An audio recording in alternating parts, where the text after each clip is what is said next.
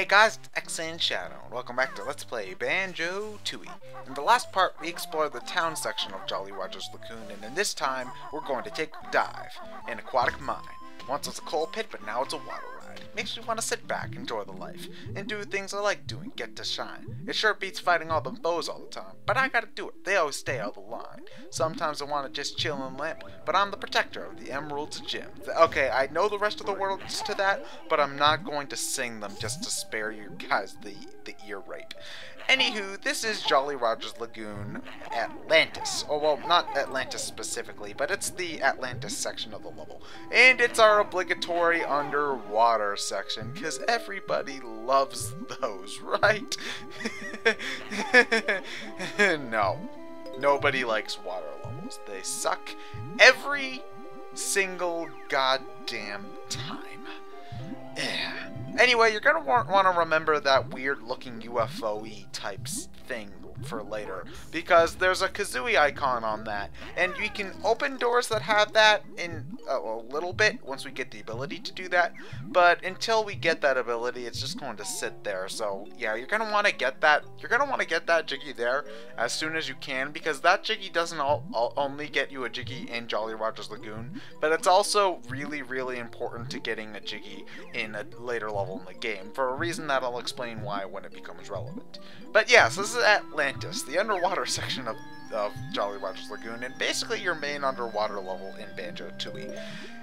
And as far as underwater levels go, it's okay, but the problem with an underwater level in most instances is that it's basically just a gigantic change in mechanics from every other level that you've played before in every game. Like, you've got stuff like breathing, where some games, you don't have to breathe, or other games, you can only stay underwater for a limited amount of time, and that's annoying, because then you've got stuff like the stupid bubbles in Sonic, or or just even more annoyingly, it's a change in the control. Like, you've got the swimming levels in all of the Mario games, or you've got Mega Man's super obnoxiously gigantic jump in the Mega Man games. It's just like, whenever you're playing an underwater level, you can expect the gameplay to change in a new way. So you gotta basically learn a whole new set of rules just for playing underwater.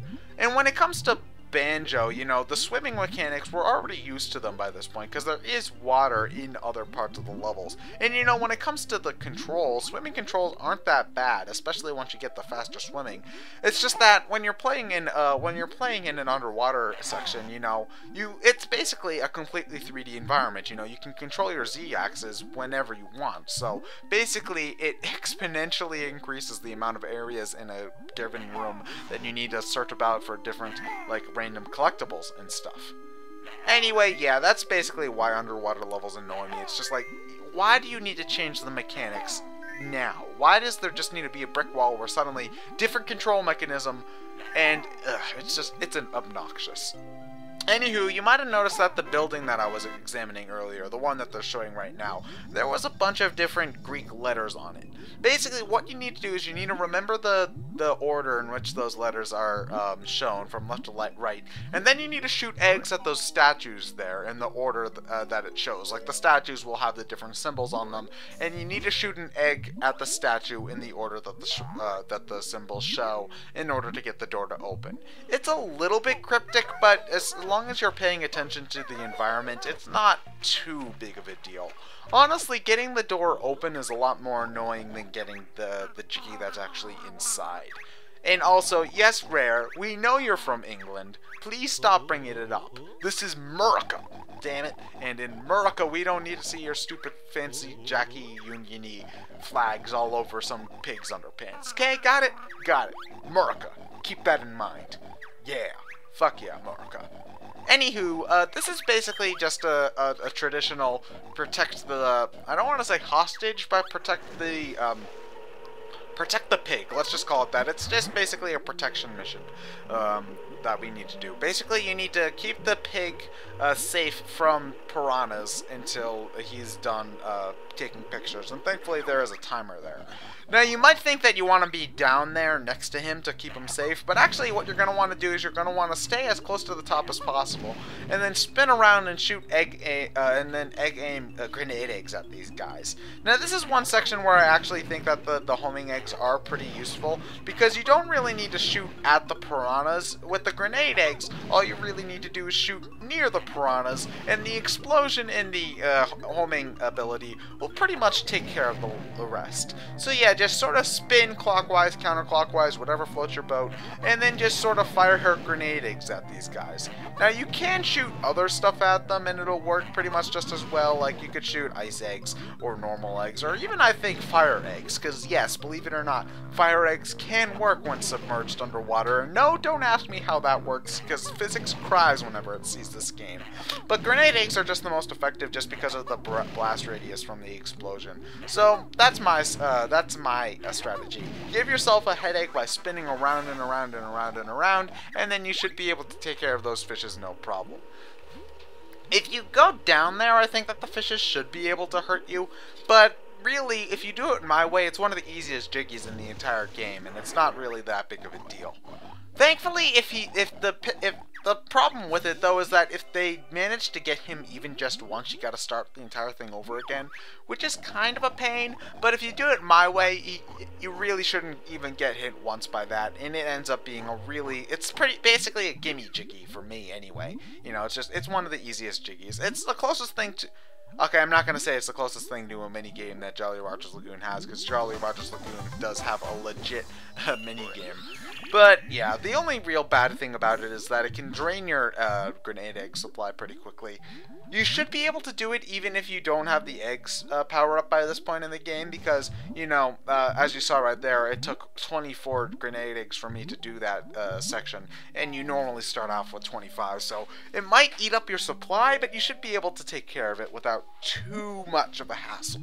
You know, it's not that big of a deal.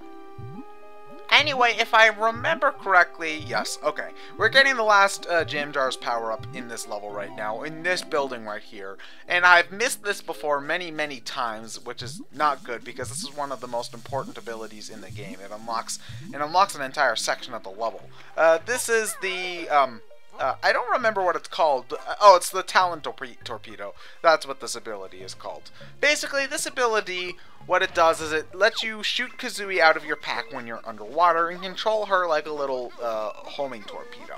Now, you can use it to destroy enemies, I think, but really, you're not going to be doing that you're not going to be using it for that.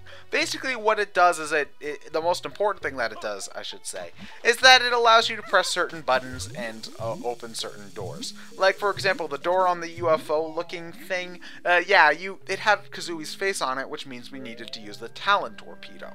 You're going to want to use that for, there's a couple of different things that we could get in previous levels, or previous areas, I should more accurately say. There's a couple of things that we could only get with the Talon Torpedo that we missed the first time around. So later on, we're going to backtrack and get those, but for the time being, you're just going to want to stick to Jolly Roger's Lagoon. Now, yeah, the fastest way to get back to the UFO-looking thingy is just to go to the town center and then swim back down. The warp pads are a little bit less useful in this section than they are in others, because there's some warp pads that you can't get to in certain forms. Like, when you transform as Humba, you can't use the warp pads to go up into the surface, and if you use the warp pad as Mumbo, you can't really get anywhere because Mumbo can't survive underwater. So, yeah, you're pretty much stuck using them as Banjo and Kazooie most of the time. Unless if you're traveling only to the different underwater sections, then you might get some more use out of them. But other than that, yeah, you're not going to be using them as much as you would in like a ground-based level. Also, ignore that Jinjo in the back. It's actually a Minjo and it's evil, so yeah, don't bother with that. But anyway, aliens! Are you looking for that archaeologist dude? Because I saw him grab somebody's head and run off that away. Anyway, yeah, this is the aliens section, and this is one of the jiggies you're going to want to make sure that you get as soon as possible, because once you get the jiggy, the UFO will fly away, and that's important for getting a jiggy later on in another level. If you don't get the UFO jiggy now, you'll have to come back in order to get all the jiggies in a different level. But getting this jiggy, again, once you get the Talon Torpedo, is a pretty straightforward affair. All you need to do is you need to stand in the center, use the A-game, and shoot 4 ice eggs into these different crystally thingy-mahoozoma fuckers. And then you're done. Yeah, you got the jiggy in the room. There's not too much to it than that. All you need to do is leave and then pick up the jiggy. That's why you can sort of tell that Jinjo there is a Minjo. Well, at least in later games you can understand why they put a Minjo in there instead of a Jinjo. Because as soon as you leave this section, you can never go back into that UFO area again. So if they had put a real Jinjo in there, if you had messed up and left before picking it up, that could be something that you miss permanently, which would be bad. So yeah, it's a good thing that they didn't put anything permanently skippable in there. Are there games that do that, though, where, like, you go into an area once and there's, like, a plot-critical thing that if you fail to pick up, you break the game? I mean, I'm sure that there is an example of that, but it probably wouldn't be a very good game if they let you miss something that critical in there or something.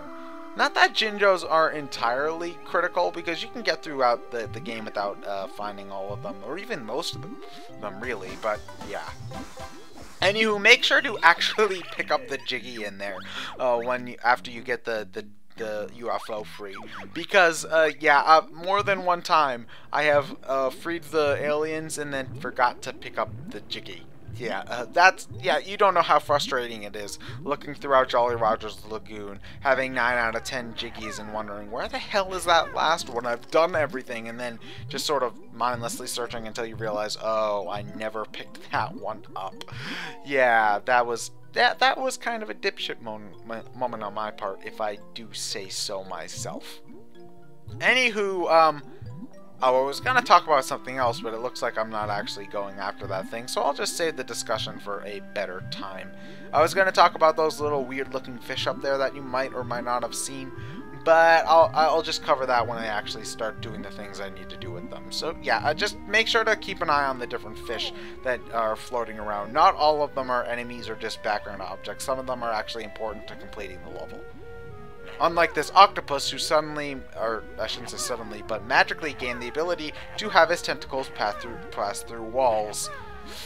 Yeah, trying to shoot the octopus's beak-looking thing is a little bit annoying, just due to the way that his tentacles are always moving about, and also just because, you know, sometimes if you're in the wrong place, it's basically impossible to shoot an ice egg at him. But, you know, once you get the ice egg at the octopus, it's a relatively simple affair to just get past. You know, the game gives you plenty of time to make it through without too much trouble.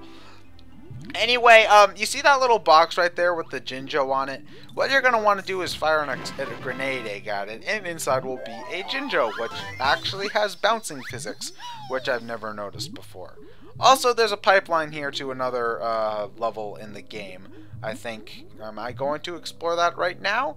Yes, I am! Okay, there we go. This pipeline right here is actually one of the points where Banjo-Tooie where Banjo-Tooie really starts to use its whole interconnected world thing to its greatest use.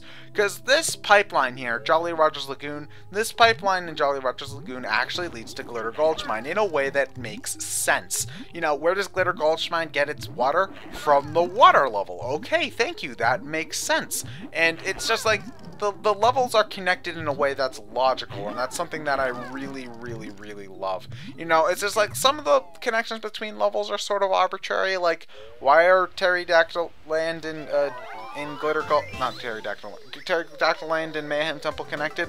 I don't know, but you know what? It's like stuff like that. There are a couple of areas in the game where these levels are connected in a way that makes sense, and I really, really, really appreciate that.